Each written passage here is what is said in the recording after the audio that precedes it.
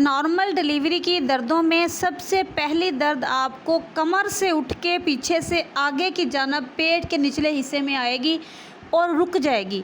कुछ देर के लिए आपको बिल्कुल सुकून हो जाएगा, उसके बाद थोड़ी देर के बाद दोबारा वो दर्द आएगी। जब भी ये दर्द स्टार्ट होगी तब आपको ये दर्द आधे घंटे बाद आ सकती है, 45 मिनट के बाद आ सकती है, लेकिन जैसे जैसे टाइम गुजरता जाएगा यही दर्द का जो टाइम है पीरियड कम होता जाएगा। जो दर्द आपको 45 मिनट के बाद आ रही थी वही दर्द आपको 30 मिनट के बाद, फिर आपको 25 मिनट के बाद, फिर आपको 20 मिनट के बाद, इससे टाइम जल्दी दर्द आने लग जाएगी।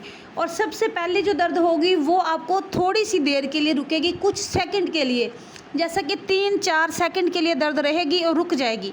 लेकिन जैसे जैसे टाइम करीब आएगा इधर से दर्द का दौरानिया बढ़ता जाएगा, यानी कि जो 3 सेकंड के लिए आ रही थी वो 5 सेकंड के लिए, 7 सेकंड के लिए, फिर 8 सेकंड के लिए, फिर 10 सेकंड के लिए, ऐसे बढ़ती जाएगी। और ये बढ़ती 40 से 50 सेकंड तक जाती है। जब एंड टाइम आ जाता है डिलीवरी का उस वक़्त ये लंबी दर्द रहती है। जब दर्द आ जाती है एक बार तो पूरा 1 मिनट तक दर्द आपको रहती है। 1 मिनट आप दर्द में तड़पते रहती हैं, फिर आपको दर्द रुक जाती है और 5 मिनट तक आपको ये दर्द रुकी रहती है। 5 मिनट के बाद दोबारा दर्द आती है, फिर 1 मिनट तक आपको ये तड़पाती रहती है। ये दर्दें होती हैं कि बिल्कुल नॉर्मल डिलीवरी तैयार है, जल्दी करें, हॉस्पिटल पहुँचें। अगर तो आपको दर्द आई और कभी रुकी ही नहीं है, मुसलसल घंटा हो गया हल्की सी दर्द रह रही है, तो ये आपकी डिलीवरी की दर्द नहीं है, ये आपकी कच्ची दर्दें हैं, फॉल्स पेन है जिनको कहते हैं। ये आपको कमज़ोरी की दर्दें हो सकती हैं, ये आपको इन्फेक्शन की दर्दें हो सकती हैं। इसके अलावा दूसरी अलामत ये है कि आपको अचानक से बग़ैर दर्द के पानी पड़ सकता है। इतना पानी पड़ेगा कि आपका पांचे तक, पैरों तक पानी जाएगा। वो होते हैं डिलीवरी वाला पानी, जो बच्चे की थैली फटती है जिसकी वजह से वो पानी आपको लीक होता है। अगर तो वो पानी आपको जैसे लकोरिया टाइप होता है, हल्का हल्का पड़ रहा है, तो आप समझे कि मुझे पानी पड़ रहा है, 3 दिन हो गए हैं। अक्सर पेशेंट आते हैं, कहते हैं कि 3 दिन हो गए हैं जी मैडम हमें पानी पड़ रहा है, और वो लकोरिया होता है, वो इन्फेक्शन होता है जिसकी वजह से ये पानी पड़ता है। अब जो बच्चे का पानी पूरा पैर तक गया है तो वो है आपको बच्चे का पानी, और वो जो पानी आपको चलता रहेगा, कुछ इसका टाइम पीरियड होता है 8 घंटे। 8 घंटे के बाद खुद ब खुद दर्दें लग जाती हैं। अगर आप परेशान ना हो, आपका पानी एकदम पड़ने के 4 घंटे बाद भी लग सकती हैं, 2 घंटे बाद भी लग सकती है, लेकिन मेडिकेटेड में 8 घंटे आप इंतज़ार कर सकते हैं, आपके बच्चे को कुछ नहीं होगा। लेकिन फिर भी एहतियातन आपको बच्चे की हार्ट बीट चेक करवानी होगी, आपको अपना चेकअप, अपना ब्लड प्रेशर, सारा कुछ चेक करवाना ज़रूरी है। इसके अलावा आपको कैसे पता चलेगा कि आपको बच्चे वाली दर्दें स्टार्ट हो गई हैं? इसके अलावा आपको जो नीचे वजाइना में वज़न महसूस होगा, दर्द महसूस नहीं होगी, वज़न महसूस होगा, हल्की दर्द में बहुत ज़्यादा वज़न, कि दर्द के साथ वज़न आएगा, वैसे आपको वज़न नहीं आएगा सिंपली।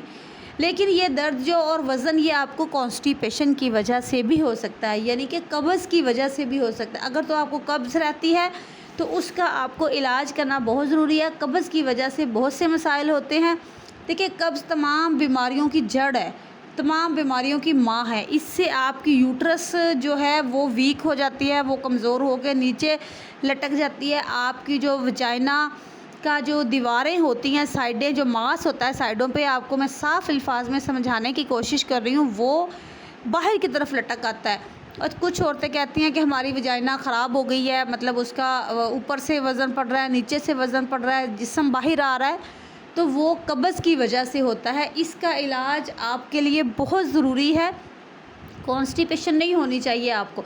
और दूसरी बात, कॉन्स्टिपेशन से आपको नॉर्मल डिलीवरी में भी प्रॉब्लम होती है, नॉर्मल डिलीवरी करवाने में भी प्रॉब्लम होती है। तो इसलिए कॉन्स्टिपेशन को आपने बिल्कुल इससे बचना है। इसके अलावा आपने एंड में 9वां महीना जब आपको स्टार्ट हो गया तो आपने कोशिश करनी है कि आप काम ज़्यादा करें, घर के रूटीन के, वॉक ज़्यादा करें, एक्सरसाइज कर लें, झाड़ू लगाएं, आटा गूंदें, सीढ़ियाँ चढ़ें। तो ये नॉर्मल डिलीवरी के लिए बहुत बेस्ट है। जो मसल्स हैं, अगर आप मसलसल रेस्ट पे हैं, काम वालियाँ रखी हुई हैं, आप घर के काम नहीं कर रहे, आप ज़्यादा लेटे रहते हैं, चलते फिरते भी ज़्यादा नहीं हैं, तो फिर आपकी नॉर्मल डिलीवरी होगी तो सही, लेकिन थोड़ी मुश्किल होगी। ये होते हैं मसल्स जिनको लचक होती है जिनमें, काम करने की वजह से इनमें लचक बढ़ जाती है और ये लचक की वजह से नॉर्मल डिलीवरी बहुत इजी हो जाती है। इसके अलावा आप जब 9वां महीना स्टार्ट होता है तो आप बादाम रोगन या फिर देसी घी आप दूध में डाल के डेली 1 चम्मच दूध में डाल के पिया करें, नॉर्मल डिलीवरी के लिए है।